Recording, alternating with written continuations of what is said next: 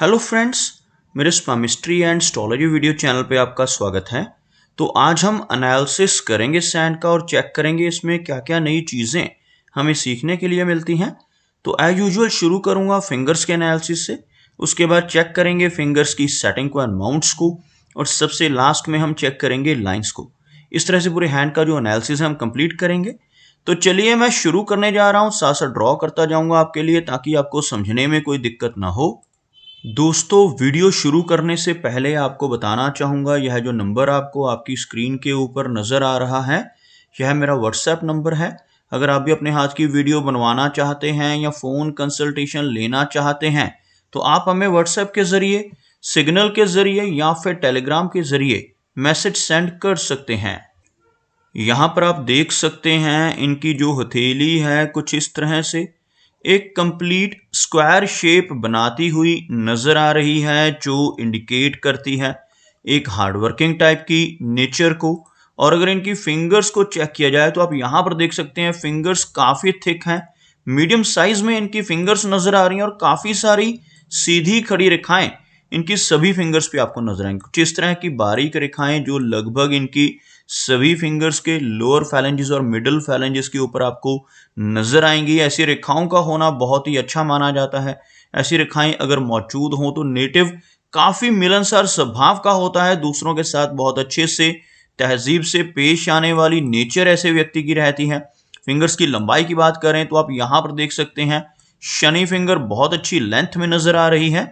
Shani finger का अच्छी लंबाई में होना इंडिकेट करता है कि नेटिव बहुत ही मेहनती नेचर का रहने वाला है। ऐसे व्यक्ति डिसिप्लिन्ड होते हैं और अपनी इन्हीं खूबियों की वजह से जीवन में काफ़ी अच्छी तरक्की कर पाने में कामयाब हो जाते हैं।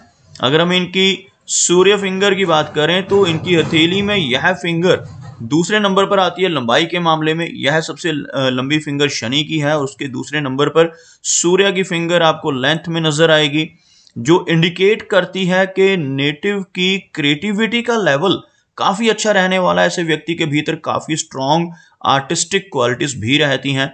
एक बहुत अच्छा सोशल सर्कल ऐसे व्यक्ति बना पाते हैं जिनकी सूर्य फिंगर बिल्कुल स्ट्रेट हो, अच्छी लंबाई में नजर आए, और साथ ही साथ गवर्नमेंट की तरफ से भी ऐसे व्यक्ति को लाभ मिलने की संभावनाएं बढ़ती हैं। लेकिन थोड़ी सी रिस्क टेकर टाइप की पर्सनैलिटी ऐसे व्यक्ति की देखी जा सकती है। जिनकी सूर्य फिंगर लंबी होती है, ऐसे व्यक्ति जीवन में रिस्क लेने से नहीं घबराते और कई बार तो अपनी धन की इन्वेस्टमेंट्स के मामले में भी रिस्क ले बैठते हैं। अपने धन को ऐसी जगहों पर इन्वेस्ट कर देते हैं जहां पर लॉस की संभावनाएं भी हों, जैसे शेयर मार्केट है, क्रिप्टो करेंसीज हैं, म्यूचुअल फंड्स हैं। ऐसी चीजों में भी इनका रुझान रह सकता है।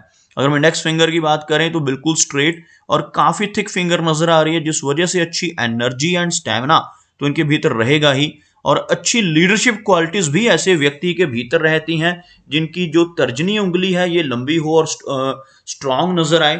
उसी के साथ साथ ऐसे व्यक्ति को फैमिली की तरफ से भी अच्छा सुख मिल पाता है। नॉलेज ऐसे नेटिव की काफी स्ट्रांग रहती है जिनका बृहस्पति माउंट और बृहस्पति फिंगर अच्छे हों। दूसरों को रास्ता दिखाने वाली पर्सनैलिटी ऐसे व्यक्ति की रहती है। अगर हम देखें इनकी सबसे छोटी फिंगर को तो आप यहां पर देखेंगे इनकी जो मरकरी फिंगर है अच्छी लंबाई में है, लेकिन काफी फेयर गैप इनकी मरकरी फिंगर यानी इस बुध फिंगर और सूर्य फिंगर के बीच में एक अच्छा गैप आपको बनता हुआ नजर आएगा। इस तरह का गैप बनना इन दोनों फिंगर्स के बीच में नेटिव को काफी ज्यादा इंडिपेंडेंट नेचर का बनाता है और थोड़ा सा जिद्दी स्वभाव भी ऐसे व्यक्ति का देखा जा सकता है, थोड़ी रेबिलियन टाइप की नेचर। ऐसे व्यक्ति जो काम करने की ठान लेते हैं उसको कर कर ही दम लेते हैं। कुछ इस तरह का स्वभाव इस तरह के गैप की वजह से रहता है, जिस वजह से प्रोग्रेस मिलने में भी काफी आसानी रहती है, क्योंकि ऐसे व्यक्ति की डिसीजन मेकिंग पावर काफी बेहतर रहती है। और अगर हम लंबाई की बात करें तो यह फिंगर लेंथ में अच्छी नजर आ रही है, जिसकी वजह से नेटिव के कम्युनिकेशन स्किल्स और बिजनेस एक्यूमेन काफी बेहतर देखा जा सकता है। थोड़ी सी लो सेट हो रही है ये फिंगर। अगर मैं यहां पर एक लाइन ड्रॉ करता हूं तो कुछ इस तरह की एक रेखा आप देख पाएंगे, जिसमें आप देख सकते हैं इनकी सूर्य फिंगर, इनकी शनि फिंगर और इनकी गुरु फिंगर तीनों ही हाई सेट हैं।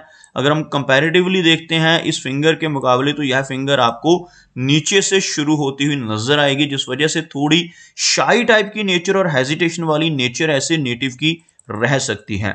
ओवरऑल अगर देखा जाए तो फिंगर्स काफी पॉजिटिव नजर आ रही हैं। चलिए आगे बढ़ते हैं, देखते हैं इनके माउंट्स को, उसके बाद हम चेक करेंगे इनकी सभी रेखाओं को भी। तो जैसे ऑलरेडी मैंने बताया आपको कि इनकी जो मरकरी माउंट है वो हल्का सा लो सेट है, लेकिन उसके बावजूद यह माउंट काफी अच्छे प्रभाव देने वाला है, क्योंकि आप देखेंगे इतना एरिया इनका काफी ऊपर की तरफ उठा हुआ है और इस माउंट के ऊपर आपको इस तरह की खड़ी रेखाएं नजर आएंगी जिन्हें हम हीलिंग लाइंस कहते हैं। और ऐसी रेखाएं जितनी अधिक मात्रा में इस माउंट के ऊपर मौजूद होती हैं उतने बेहतर रिजल्ट इनके मिलते हैं। ऐसी रेखाएं होने से नेटिव दूसरों की प्रॉब्लम्स को समझने वाला होता है और अपने शब्दों से, अपने कर्मों से, अपनी सलाह से लोगों की प्रॉब्लम्स को दूर करने की काबिलियत ऐसे व्यक्ति के भीतर आ जाती है और ऐसी रेखाएं होना बहुत ही पॉजिटिव माना जाता है। ऐसी रेखाएं होने से नेटिव बहुत अच्छा सोशल वर्कर या हीलर भी बन सकता है। अगर हम देखें इनके हाथ में बनने वाली मरकरी लाइन को, तो यह जो रेखा है इसको हम मरकरी लाइन कहते हैं। यह रेखा जितनी स्पष्ट हो, जितनी लंबी हो, उतना अच्छा बिजनेस एक्यूमेन ऐसे व्यक्ति का रहेगा। ऐसा नेटिव अपना खुद का बिजनेस कर कर भी धन कमा सकता है और अगर जॉब में जाता है तो वहां पर भी बहुत अच्छी परफॉर्मेंस दिखा पाता है, क्योंकि बहुत अच्छे कम्युनिकेशन स्किल्स इस तरह की मरकरी लाइन की वजह से व्यक्ति को मिलते हैं। यही वो रेखा है जिसकी मदद से मनी ट्रायंगल की फॉर्मेशन होती है। तो आप यहां पर देखेंगे यह सबसे पहली रेखा जो हमने ड्रॉ की है यह मरकरी लाइन है। यह रेखा जो नीचे से ऊपर की तरफ चल रही है इसको हम कहते हैं भाग्य रेखा, और यह तीसरी रेखा जिसको कहा जाता है मस्तिष्क रेखा। तीनों रेखाएं जब मिलती हैं आपस में तो एक ट्रायंगल की फॉर्मेशन हो जाती है। इस ट्रायंगल को मनी ट्रायंगल कहा जाता है और जिन लोगों के हाथ में यह कंप्लीट ट्रायंगल बनता है ऐसे व्यक्ति जीवन में बहुत अच्छी धन संपत्ति इकट्ठी कर पाने में कामयाब होते हैं। काफी अच्छा धन संचय ऐसे व्यक्ति के पास जरूर होता है।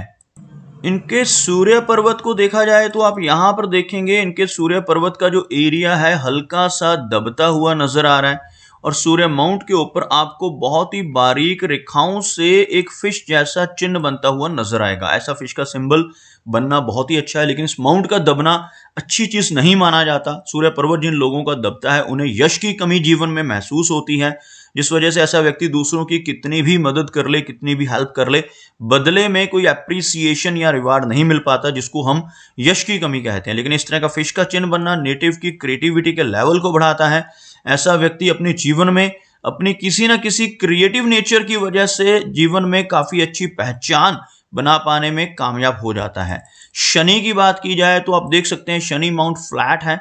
शनि रेखा को अगर देखा जाए तो वो रेखा भी आपको इस तरह से बीच में आकर थोड़ी सी वीकनेस इंडिकेट करती हुई नजर आ रही है। जैसे यहां पर आकर यह रेखा थोड़ी सी कमजोर पड़ती हुई और कुछ ओवरलैपिंग, जिस वजह से 40 की एज के बाद नेटिव को थोड़े उतार चढ़ाव जीवन में देखने पड़ सकते हैं और खास तौर पर यह जो एज रहती है 55 की रहती है, यहां पर आकर थोड़ी सी दिक्कतें बढ़ सकती हैं। कुछ फाइनेंशियल प्रॉब्लम्स का सामना भी ऐसे व्यक्ति को करना पड़ सकता है।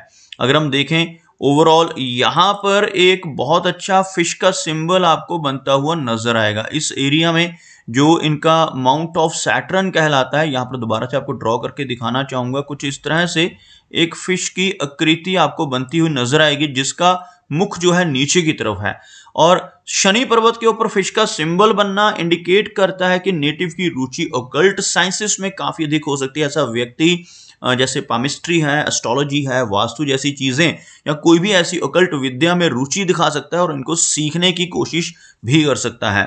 अगर हम बात करें इनके गुरु पर्वत की तो आप यहां पर देखेंगे गुरु माउंट का जो एरिया है काफी अच्छा नजर आ रहा है। यहां पर आपको इस तरह की एक आड़ी रेखा, उसके साथ उसको सपोर्ट करती एक और रेखा, ऐसी रेखाएं नजर आएंगी। ऐसी रेखाओं का होना सबसे पहले तो इनकम के लिहाज से अच्छा माना जाता है। ऐसे व्यक्ति के मल्टीपल सोर्सेज ऑफ इनकम बन सकते हैं। उसके साथ साथ ऐसी रेखाएं होने से नेटिव की जो रुचि है वो धर्म की तरफ रहती है, ऑकल्ट साइंसेस की तरफ रहती है। ऐसे व्यक्ति समाज के लिए कुछ करना पसंद करते हैं, अच्छे सोशल वर्कर हो सकते हैं, किसी न किसी स्पिरिचुअल ऑर्गेनाइजेशन के साथ जुड़ सकते हैं मिडिल एज के बाद, और ऐसे व्यक्ति के भीतर काफी ज्यादा वैराग्य की भावना भी उत्पन्न हो सकती है। 50 के आसपास की एज में पहुंचकर जिनके हाथ में ऐसी दो रेखाएं एक साथ बन रही हों तो थोड़ी सी ऐसी चीजें धर्म के प्रति रुझान होने की संभावनाएं नेटिव के मन में अधिक रहती हैं, जिनके हाथ पर इस तरह का गुरु वलय का चिन्ह बन रहा हो। बात करते हैं मेजर लाइंस की, तो आप यहाँ पर देखेंगे इनके हाथ में जो वो इनकी लाइन ऑफ हार्ट है कुछ इस तरह से मंगल पर्वत की तरफ बढ़ती हुई, जिस वजह से नेटिव के भीतर थोड़ा अग्रेशन अधिक रहता है, क्योंकि मंगल का एरिया आपको यहाँ पर काफी उभरा हुआ भी नजर आएगा। एक स्ट्रेट हार्ट लाइन का होना इंडिकेट करता है कि नेटिव का स्वभाव जो है थोड़ा सा अग्रेसिव और जिद्दी रह सकता है, और ऐसे व्यक्ति वर्कहॉलिक होते हैं, जिस वजह से कई बार फैमिली लाइफ में दिक्कतें आ जाती हैं। मैरिड लाइफ में इंस्टेबिलिटी इस तरह की हार्टलाइन की वजह से होना पॉसिबल है। इस रेखा के नीचे की तरफ आप देख सकते हैं ऐसी चीजें, ऐसी ब्रांचेस का होना इंडिकेट करता है कि नेटिव को जीवन में कई बार इमोशनल सेटबैक्स का सामना भी करना पड़ेगा। ऐसी रेखाएं होने से 50s के आसपास की एज में पहुंचकर ब्लड प्रेशर जैसी, कोलेस्ट्रॉल जैसी दिक्कतें होने की संभावनाएं भी बढ़ जाती हैं जब हार्ट लाइन पर ऐसी रेखाएं मौजूद हों।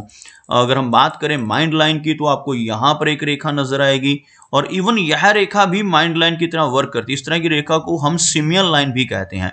लेकिन सिमियल लाइन के साथ साथ यहां पर ऊपर की तरफ आपको एक रेखा नजर आ रही है जो हार्ट लाइन की ब्रांच है, जिसकी वजह से नेटिव थोड़ा सा ओवर इमोशनल हो सकता है। और यह रेखा जो हम माइंड लाइन की ब्रांच के तौर पर देख सकते हैं, इसकी वजह से नेटिव काफी प्रैक्टिकल माइंडेड पर्सनैलिटी भी बन जाता है। ओवरऑल मेमोरी अच्छी रहने वाली है। अगर हम बात करें इनकी जीवन रेखा की, तो जीवन रेखा में आप देख सकते हैं बाहर की तरफ निकलती हुई जीवन रेखा की ब्रांच जो नेटिव को घर से दूर ले जाती है, और वहां पर सेटल ऐसा व्यक्ति हो सकता है घर से दूर किसी दूसरी स्टेट में या किसी दूसरे कंट्री में जाकर बसने की संभावनाएं।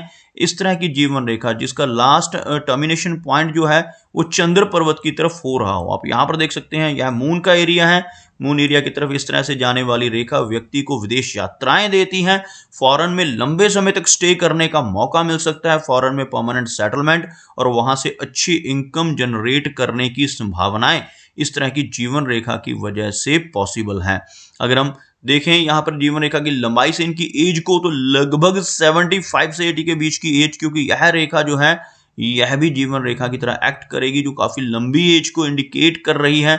इस तरह का टर्मिनेशन पॉइंट होना विदेश यात्राओं को इंडिकेट करता है, और काफी अच्छे चांसेस रहते हैं कि ऐसा व्यक्ति परमानेंटली भी किसी और कंट्री में जाकर सेटल हो सकता है।